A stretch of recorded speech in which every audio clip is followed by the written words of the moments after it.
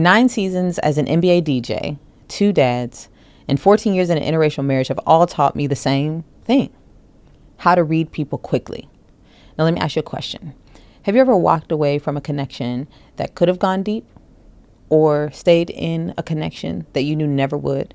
If so, in this episode, I'm going to show you 3 things that will reveal whether or not a relationship will go shallow or deep within the first 2 minutes of meeting someone. Because connection does not happen by accident. It happens by design. Let's hop right in.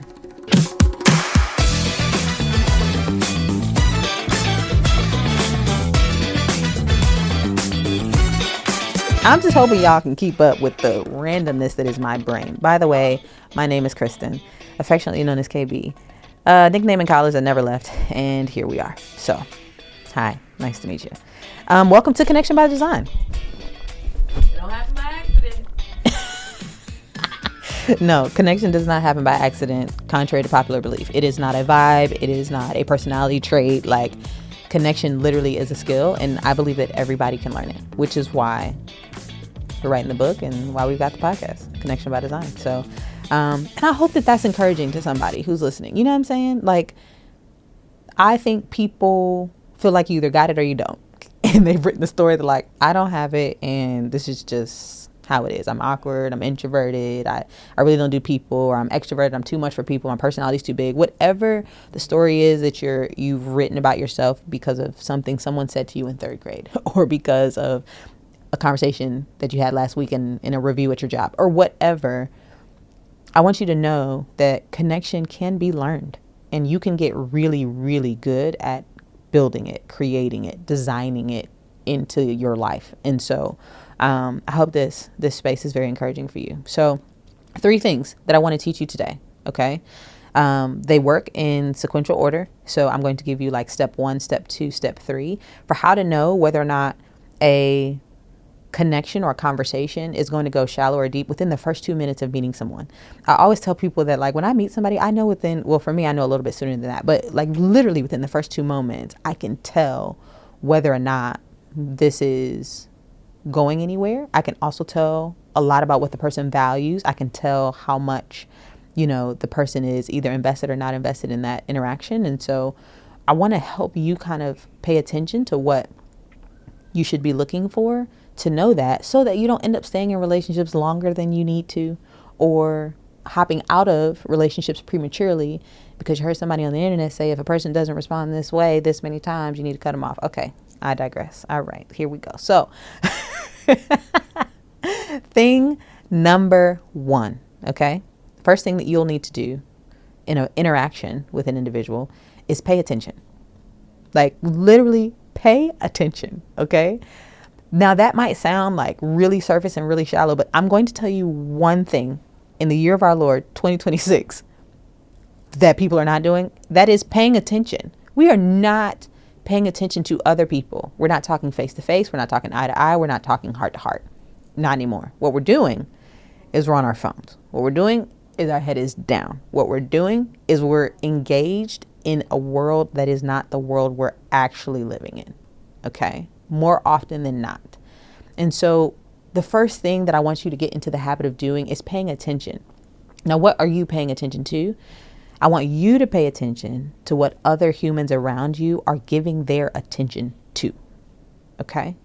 I want you to pay attention to what the other people around you are giving their attention to. Why am I telling you to do this? Because it will tell you everything that you need to know about a person.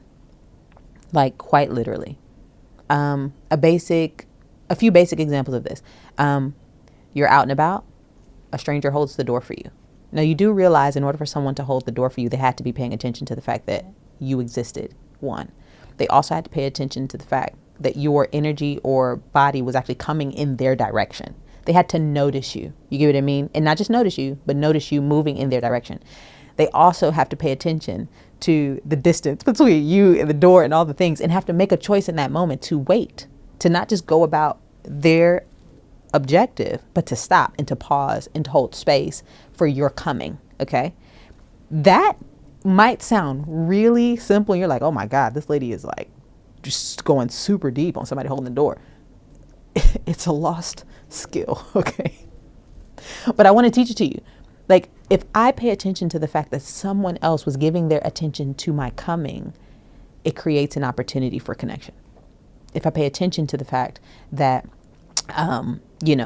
somebody at the gym that I don't really know personally reminded me of a conversation we had 3 weeks ago and brings me a sample protein powder because we had been talking about what protein they use, that is an opportunity. If I pay attention to the fact that there's a friend in my life that I love dearly, but we don't talk as much anymore, but every time they're in town and proximity is close, they take the opportunity to reach out. That's information for me to pay attention to, right? And so I say all that to say, pay attention. First move, okay? First thing. Now, the second thing might sound very similar to the first thing, and, my people are going to ask me to explain this. But the second move is to read the room and then make a move, all right? Now, my dad's, okay, my first dad, military man, Marine, and he wasn't present in my life. Him and my mom got together, and then he decided to go off to the military, and then he was not involved in my life. And that what that taught me is that he was not in a position to give me his attention. Okay. My second dad, who my mom ended up marrying when I was like 4, also taught me something about the decisions that a man can make concerning his family. And that is, he was willing to give his attention to raising me, marrying my mom, loving his family. Okay. So I saw at a very young age the difference between what it looks like when somebody's willing to give their attention and what it looks like when somebody's not willing to give their attention, and what to do with that information.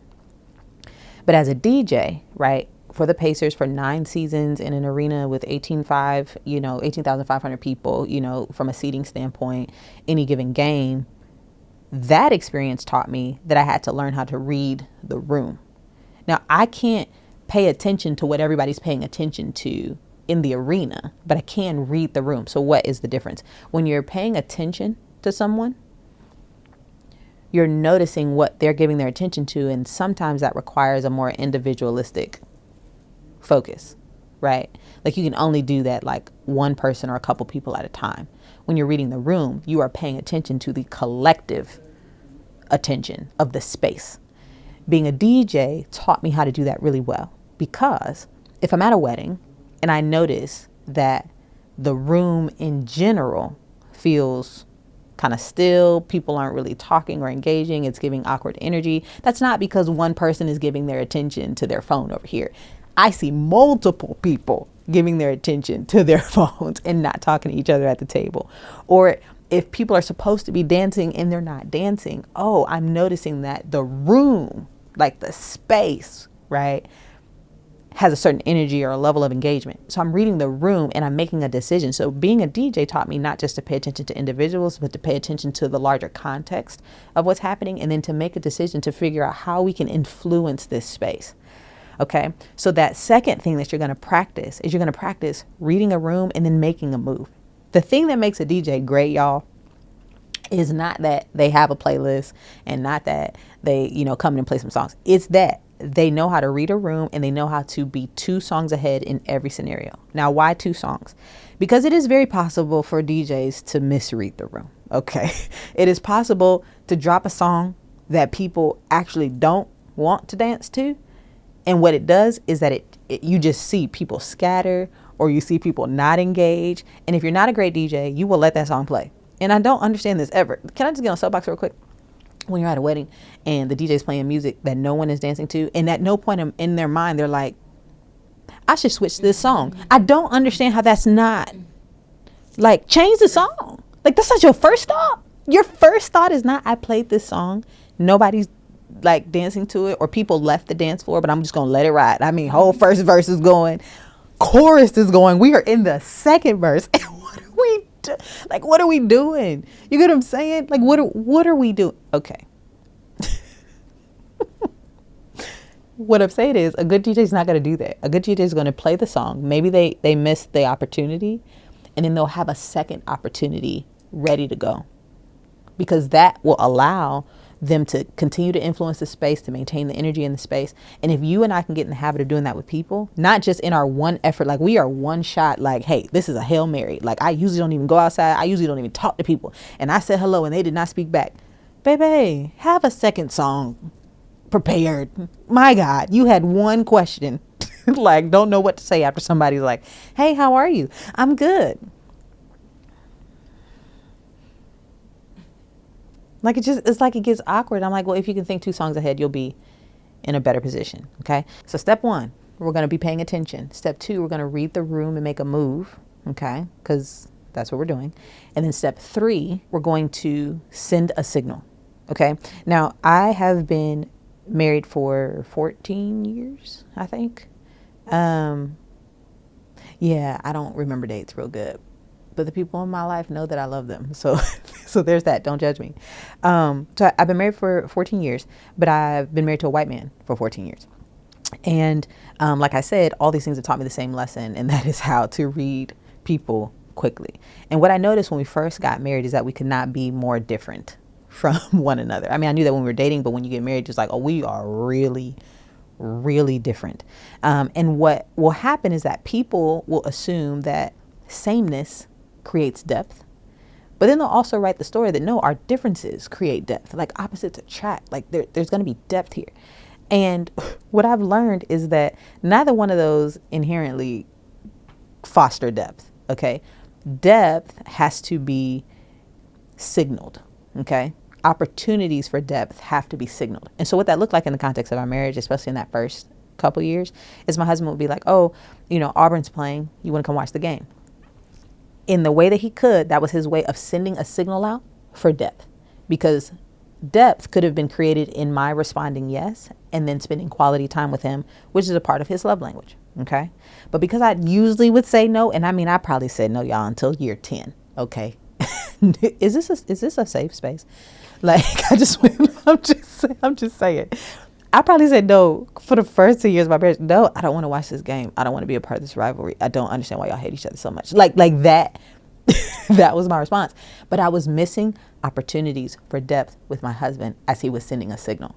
Now, what does that have to do with us? The third thing that you can do when you first first meet someone is send a depth signal. Like a signal that says there's an opportunity for you to latch on here, right? And to go deeper with me. Oftentimes, though, we're not doing that. We're literally just giving people one-word answers. We're answering the exact thing we're responding to the specific thing that they asked us about, and we're not doing anything more or less than that. And I would like to encourage you to, in step 2, think ahead to what a second response could be, but not just for the sake of responding, not a, hey, how are you? Oh, I'm well. How are you? Right? But as you're noticing things about people and you're collecting all that information, look for opportunities to send depth signals, to send out a signal that somebody could latch onto and y'all could go deeper. I have an example of this, but I can talk about it a little bit later. Okay, so now that you have all 3 of these steps, right? We're going to pay attention, read the room, make a move, and then send a signal. I want to show you how that all works out on the board.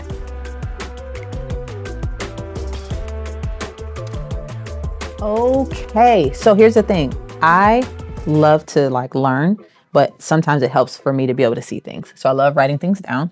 And so what we've talked about up until this point are these 3 moves, right? You're going to pay attention, read the room so you can make a move, and then send a signal. All right. Those are the 3 things that will help you to know within the first few moments of meeting somebody whether or not this is going to be a shallow interaction or a deeper interaction. Now, the only way that you'll be able to do these 3 things well is if you understand how connection works. And there's a framework that I have called the 5 levels of connection. It is super simple, so simple. It's a picture. So today we're going to break down what is being exchanged on each of these levels so that you can know what is shallow and what is deep. On level 1, we are exchanging information because we don't know one another. But then on level 2, we're figuring out what to do with that information, right? How we're going to invest that information. And then on level 3, we're measuring the interest on that investment to say, is it worth giving my time and attention and energy to over and over and over again. Because if I don't feel like I'm gaining any interest on the investments that I'm making, I'm not going to keep giving myself to it. Can I just tell you that these three currencies on these levels of connection are all shallow? Like, these are reciprocal things, right? You give me information, I give you information, you do something with it, then I'll do something with it. If it feels like it's beneficial to you and it's beneficial to me, like, we can just keep this whole cycle going. These are the currencies that are being exchanged on this level. But the currencies that are being exchanged on this level, right? And I'll actually do this in blue, right? This is like intent. So this is when you're allowing people to kind of see who you are. And this is intimacy, allowing, people to really like get into who you are. So I'm just going to make this blue right here. This is where deep happens. Now, why is this important? We talked about paying attention. What are we paying attention to when we meet people? We're paying attention to the information that they're giving us. And some of that information is coming out of their mouth. Some of that information is being modeled in their actions or what they're giving their attention to. But then making a move and reading the room has everything to do with what you're going to do with that information. So now that I've noticed these things, am I just people watching, or am I going to take that information and try to invest with it in some way? Okay. Or in it in some way. Hence, someone holds the door for me. My investment in that information that they're giving me about their attention is to say thank you, right? And maybe even to compliment their kindness. That is an investment that leads to an opportunity to get interest on that investment. The person then reciprocating and saying, oh, you're welcome. Like, it was my pleasure. My mama taught me well, whatever. If you think about the person who remembered to bring you the sample of protein to the gym, this person you don't really know, but y'all are mutually invested in the gym. It's like, hey, like, oh, thank you so much. And then maybe something happens in your life where you think of them and then you bring them something, or you bring them an article, or you tell them, hey, I just read about this new thing. Like, it allows you guys to continue to invest in one another until there's an opportunity for depth, right? Like, you're trying to collect information at all times, do something with it, and then send a depth signal. How do you move from these three things to here? Whatever reveals the intent of someone or allows you to see into someone, those are depth signals, okay? The depth signal says, who are you really? And can I ask you a question or make a comment or model a gesture that's going to expose like who you are and what you believe and how you feel and what you think and your perspective about life? Like, those are depth signals. But we don't actually really get here with people because we're not used to sending those signals or responding to those signals. We're just used to doing stuff. You get what I mean? Like, over and over again. And so this framework is a more robust framework. But today I just want you to think about what we've talked about: paying attention, reading the room in order to make a move, and sending a signal in the context of these 5 levels of connection.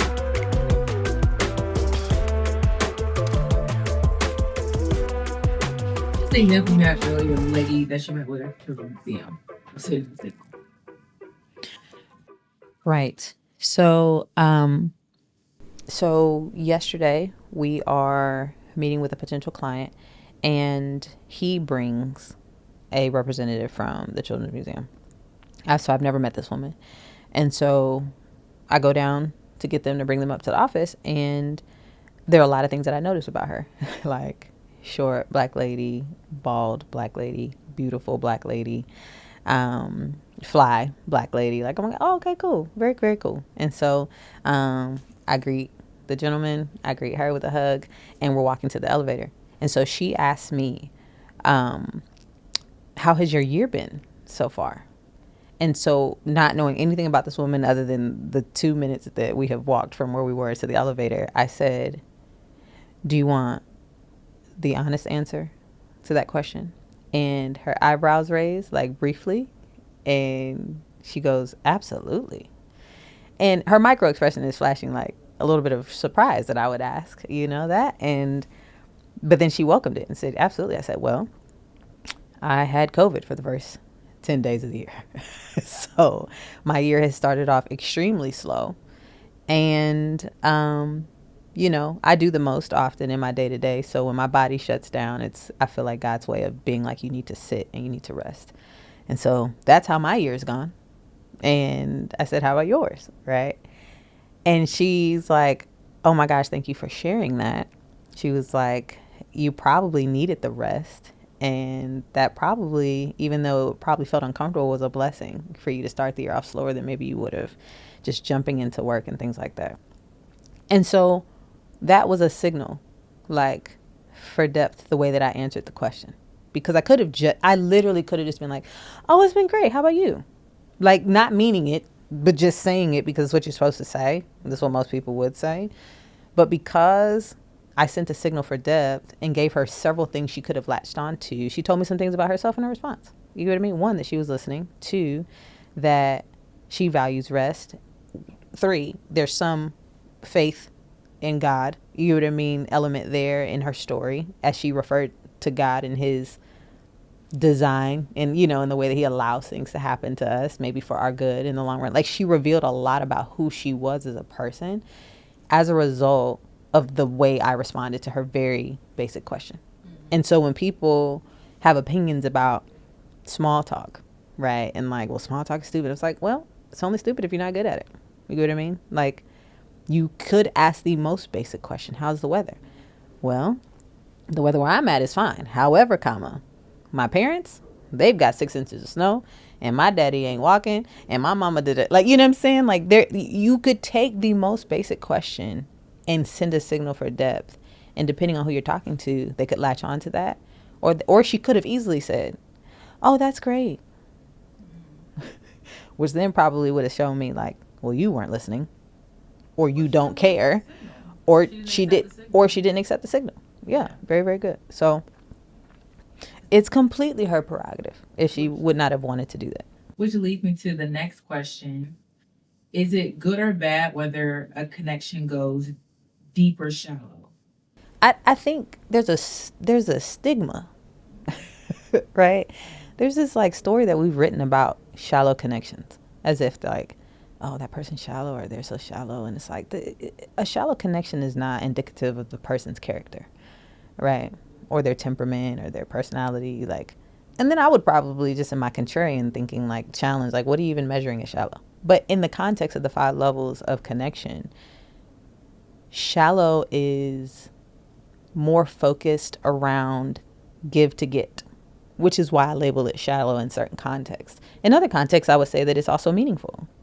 You get what I mean? Like, something shallow can be extremely meaningful, right? You remembering my desire to get a new protein powder and bringing me a sample of something, like, that's meaningful to me in this moment, right? Now, is that going to change my life and reveal to you who I am and the kind of person I am and my character? Like, no. But it says something about who you are, like, and how intentional you can be, and maybe how thoughtful you are. And there is nothing wrong with shallow interactions. We need them. We need them literally to exist. Otherwise, you find yourself isolated and alone in the day-to-day of life because you have said to yourself, I only value deep, meaningful connections with people, which, according to the framework, is only going to probably be a handful of people in your life. You know what I mean? Mm-hmm. So let's lift the stigma. You need shallow.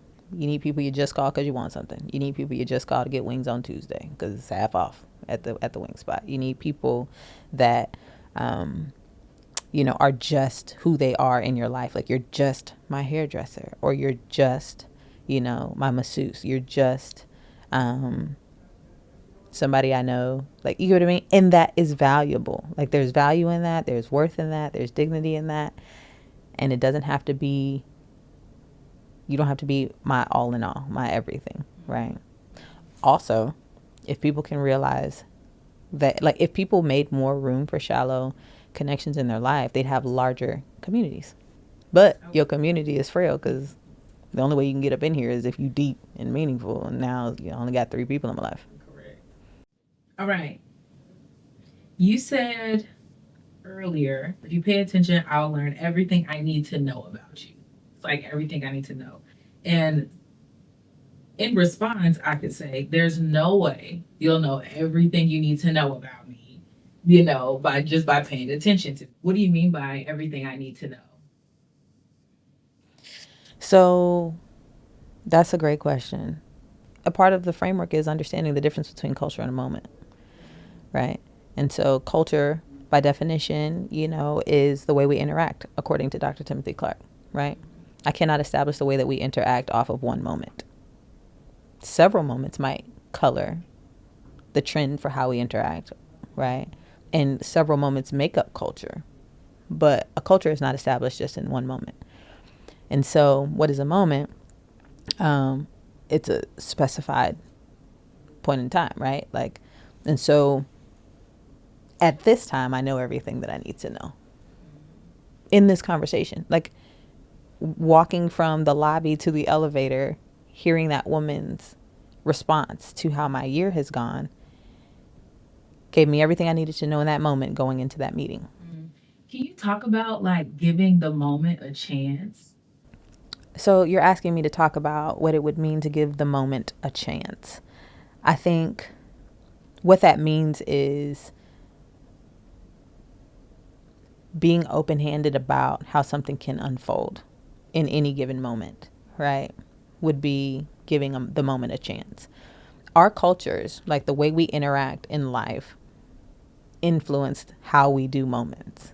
And oftentimes we let the story of cultures that we've experienced in the past inform the moments we're having with the people right in front of us. And so the culture of my family is that we won't actually talk to strangers and people we don't know, and I ain't telling you nothing, right?